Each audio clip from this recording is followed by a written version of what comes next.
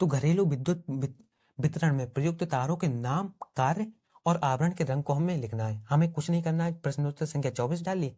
पहले हमसे पूछा गया नाम लिखना है। चाहे तो आप क्या कर सकते हैं, सीधे नाम डालिए, वरना हमने क्या किया, घरेलू विद्युत वितरण में प्रयुक्त तारों के नाम हमने इस तरह से डाल दिया। घरेलू विद्युत वितरण में प्रयुक्त तारों के नाम। तो विद्युत नमे होता है, उदासीन होता है, भूसंपर्क तार होता है, 3 तार होते हैं। फिर हमें क्या करना था, इनके कार्य बताने थे। तो हमने लिख दिया घरेलू विद्युत वितरण में प्रयुक्त तारों के कार्य।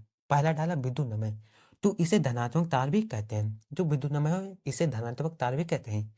यह उपकरणों तक धारा पहुंचाने का कार्य करता है, इसके द्वारा धारा जाती है। क्योंकि यह कैसा होता है, प्लस तार होता है, धनात्मक तार होता है। दूसरा क्या था, उदासीन, तो इसे ऋणात्मक तार भी कहते हैं, यानी माइनस तार। इसे प्लस कहते हैं, इसे माइनस कहते हैं।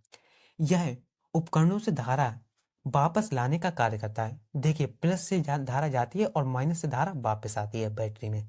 तो धारा वापस लाने का कार्य करता है। यह विद्युत परिपथ को पूरा करता है। अगर उदासीन तार ना लगाएं तो हमारा जो परिपथ है वो पूरा नहीं होगा। अब बढ़ जाते हैं तीसरे क्वेश्चन की तरफ, सॉरी तीसरे पॉइंट की तरफ, जो कि भूसंपर्क तार। तो इसका कार्य उपकरणों को पृथ्वी से जोड़कर सुरक्षा प्रदान करना होता है। यह तार इस्त्री, टोस्टर, मेज का पंखा तथा रेफ्रिजरेटर आदि में होता है।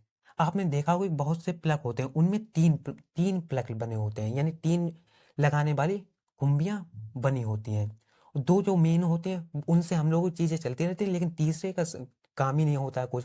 तो तीसरे का काम यहाँ पे होता है। इसके लिए हमें अपने घर में एक तार लगवाना होता है, जो कि भूसंपर्क यानी पृथ्वी से जुड़ा हुआ होता है। बाई चांस जैसे हम ये इन्हीं में लगा होता है, इस्त्री हो गया, टोस्टर, मेज का पंखा हो गया, रेफ्रिजरेटर हो गया। तो जैसे हमने इस्त्री ले ली, इस्त्री में कितने, दो तार हम लोगों के होंगे।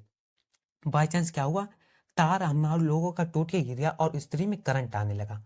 तो जो भूसंपर्क तार होता है ये हमारे स्त्री से जुड़ा हुआ होता है। ये क्या करेगा, जो भू करंट आ रहा है उसे ये अपने अंदर खींच लेगा और पृथ्वी के अंदर ले जाएगा, जिससे हम लोगों को खतरे से सुरक्षा प्रदान हो जाएगी, यानी हम लोगों को करंट हल्का लगेगा और हम लोग बिजली से चिपकेंगे नहीं। तो सुरक्षा प्रदान करने के लिए भूसंपर्क तार होता है।